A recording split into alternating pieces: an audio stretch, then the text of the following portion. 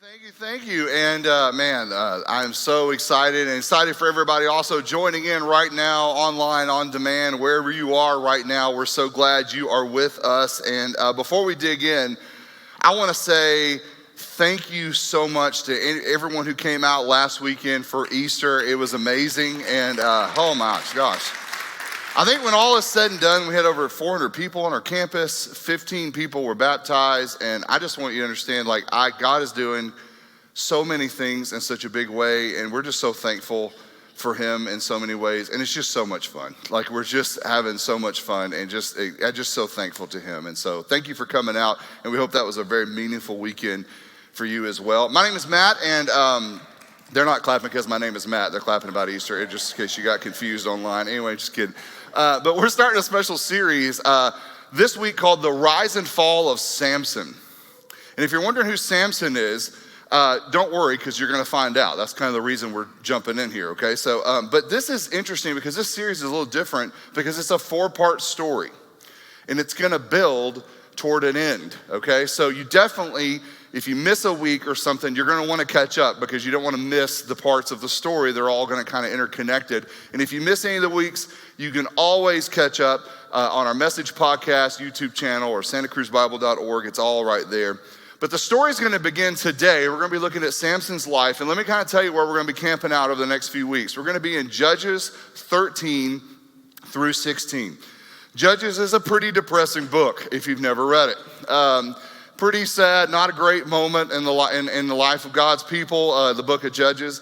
But that's where we're going to be for a while. And so if you want to read along with us, you can. We're kind of covering about a chapter, a week-ish, somewhere in there. Or if you just want to skip ahead and get the spoilers, that's fine too.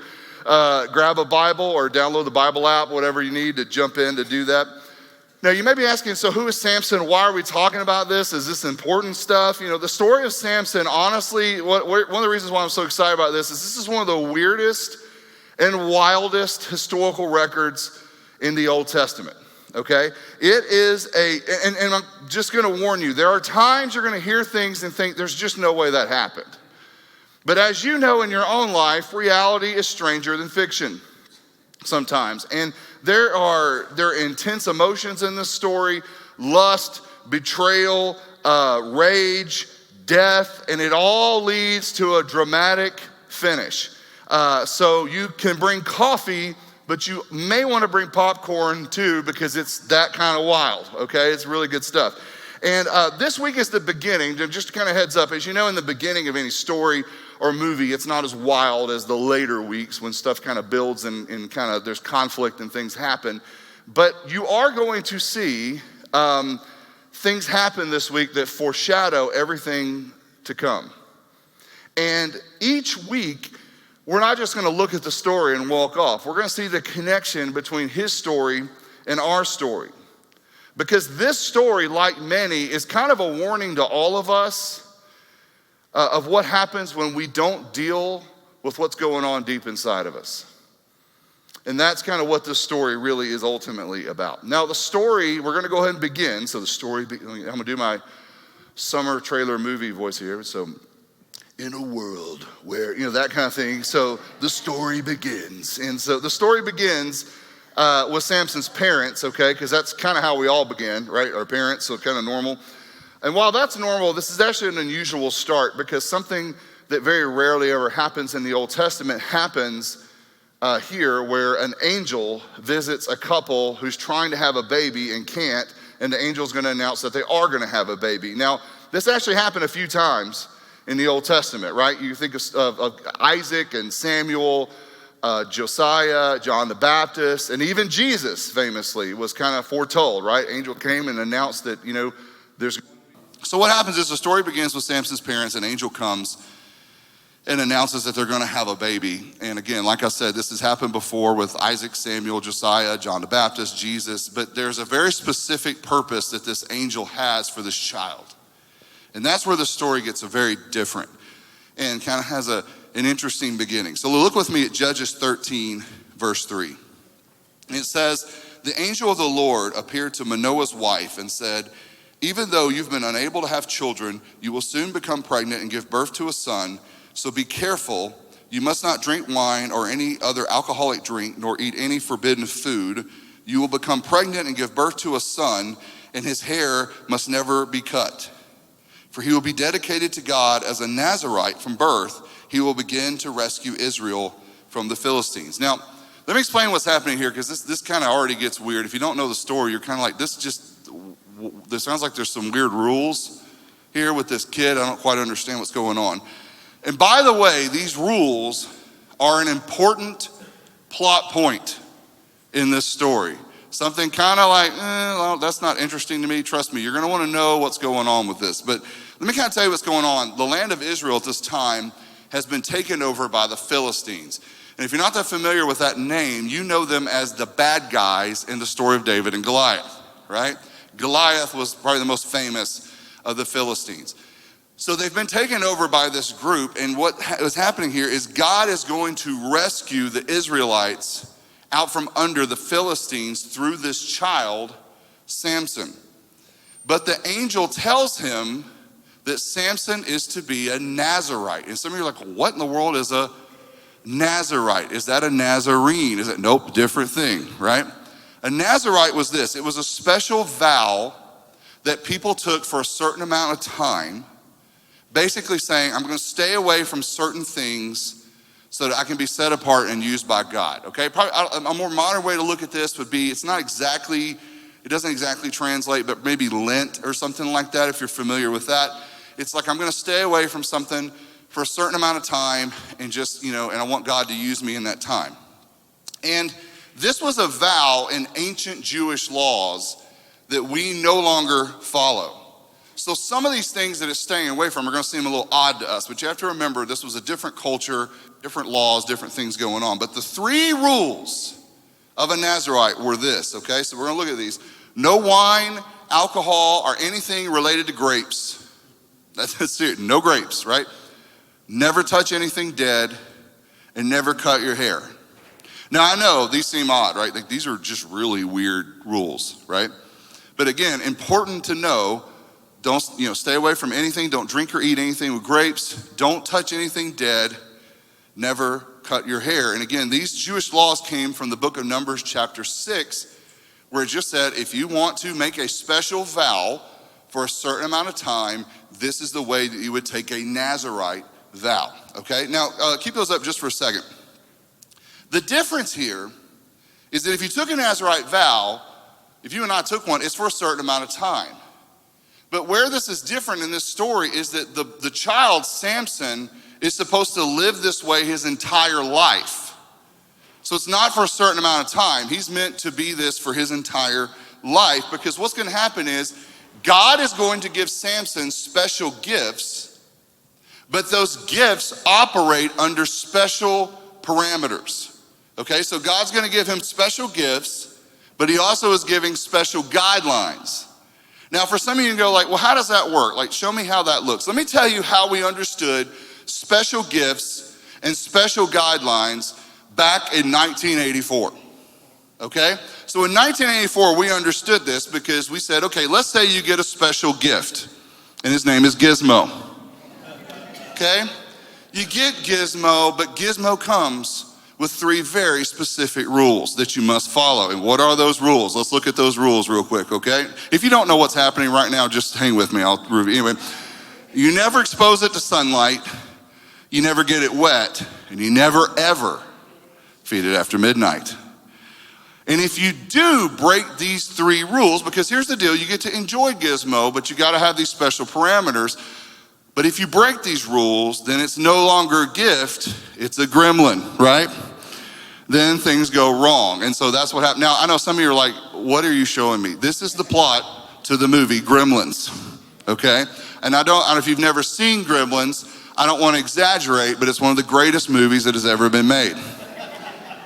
There's like Gone with the Wind, Citizen Kane, Gremlins, really nothing else. Anyway, it's pretty good.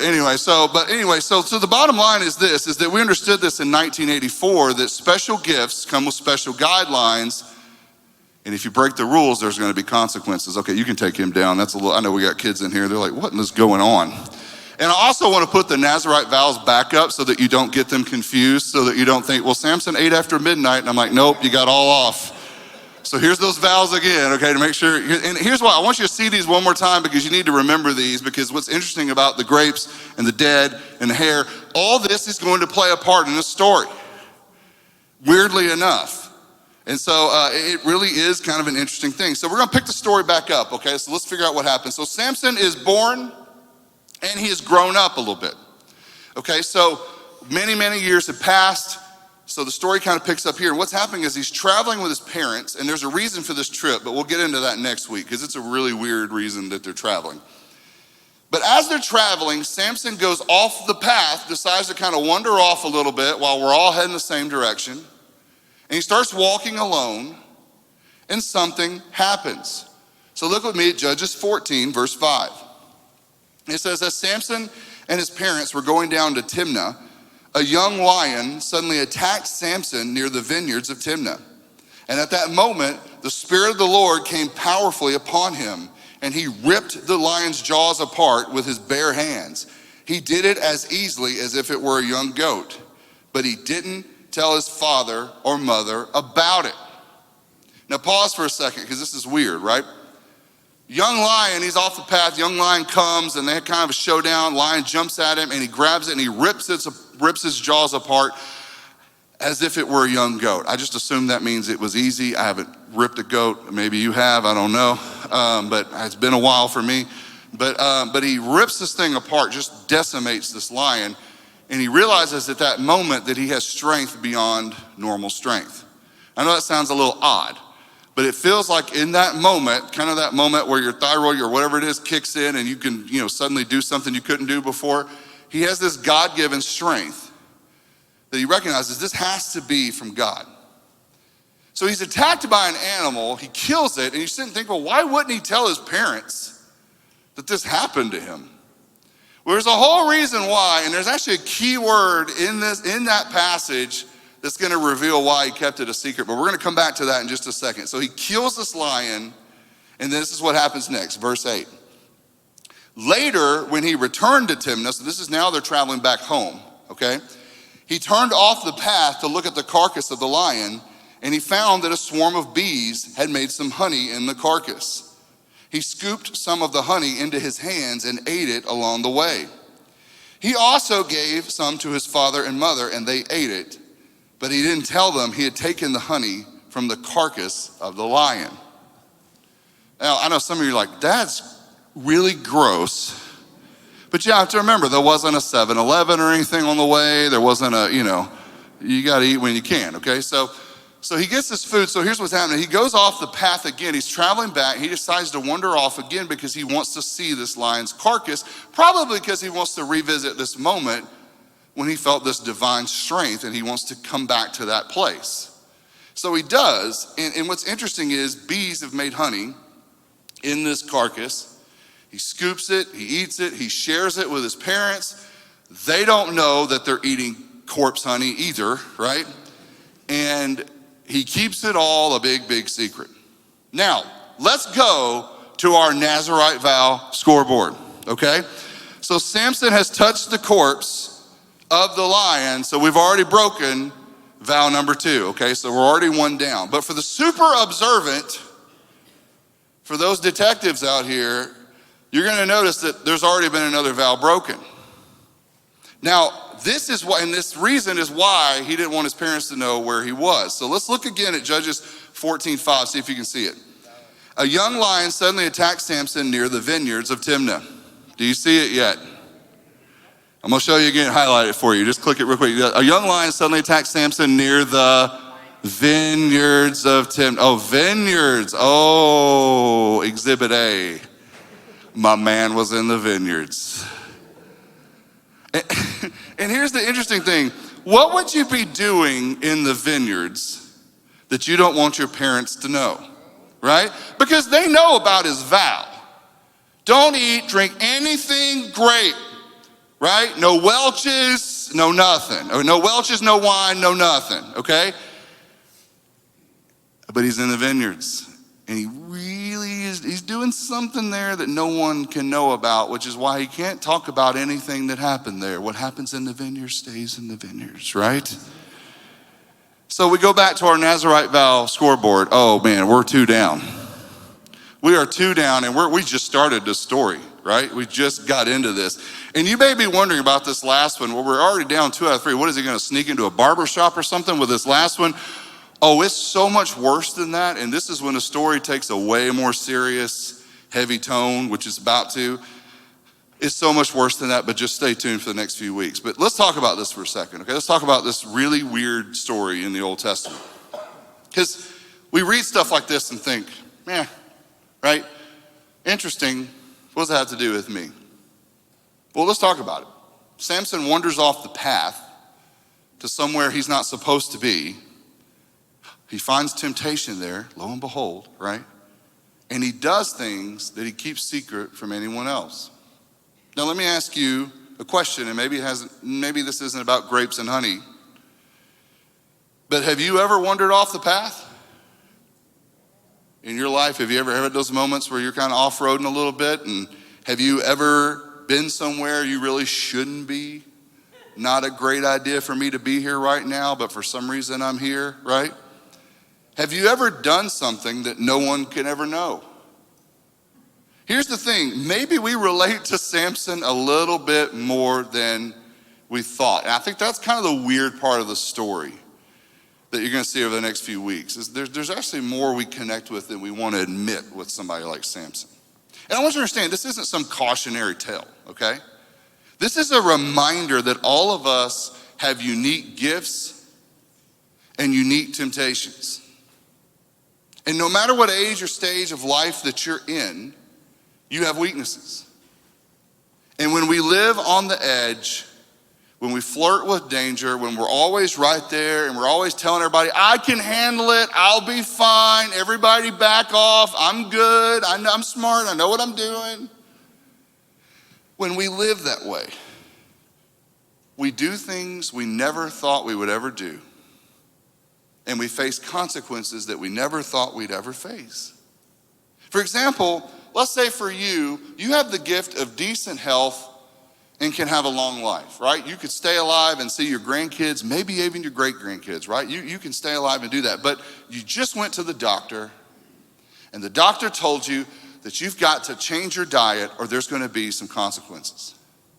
And you're thinking about this as you sit in the Krispy Kreme parking lot. Right? Right?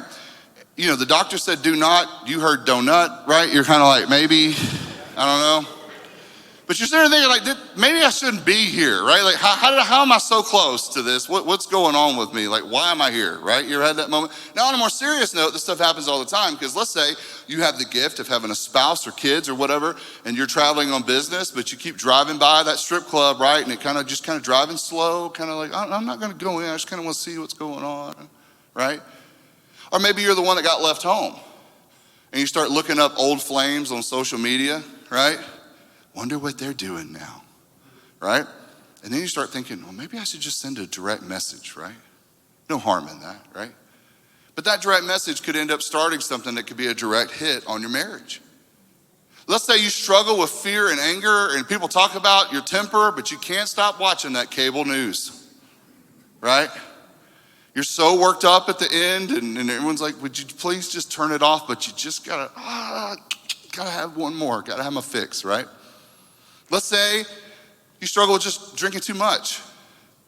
But man, a night at the bar just sounds great. That's just real. I'll be fine. Everybody back off. I'll be fine. I know what I'm doing.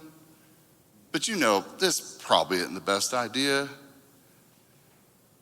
Maybe you struggle with spending, but Amazon has a deal on glow-in-the-dark chopsticks.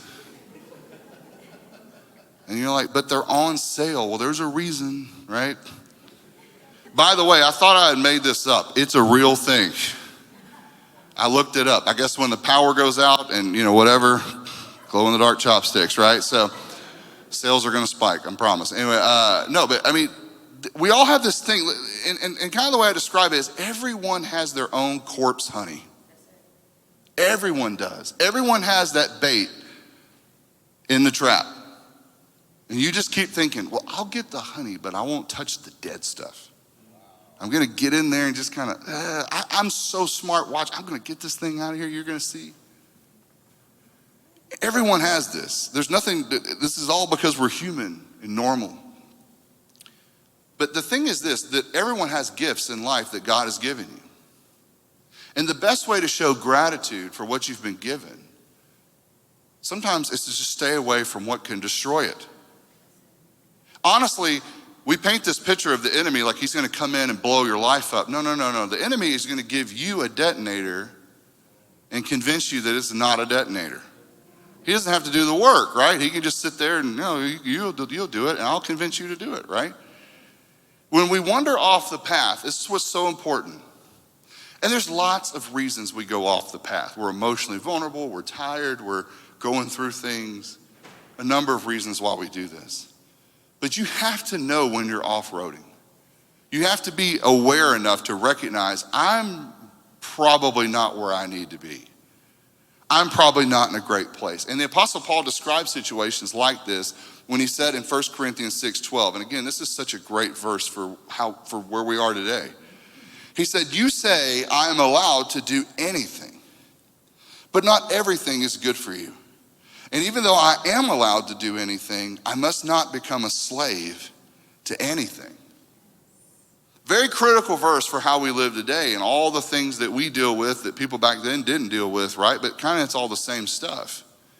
And what Paul is saying is there's so much to enjoy in this life, but you can't live life pretending that you don't have weaknesses. And just saying like, oh, no, I'll be fine. No, that's not true.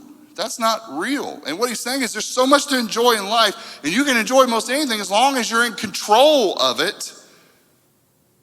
But when it's in control of you, you've got to have the sense enough to step back and realize what's happening.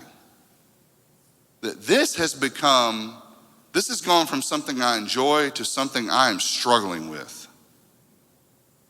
It's got too much control. It's trying to master me. And over the next few weeks, you're going to see that Samson is a slave to desire. He sees it, he wants it, he takes it. What's so interesting about Samson is we're going to see more about his physical strength, but he has no inner strength. Strong on the outside, weak on the inside. And I'm telling you that a lifestyle of following desire, I see it, I want it, I take it, causes wild turns in his life, and it causes wild turns in our life. And can I tell you, this story is not meant for you to read it and go, boy, Samson's an idiot, right? And feel better about yourself. Close the book and go, well, I would have done that differently. Right?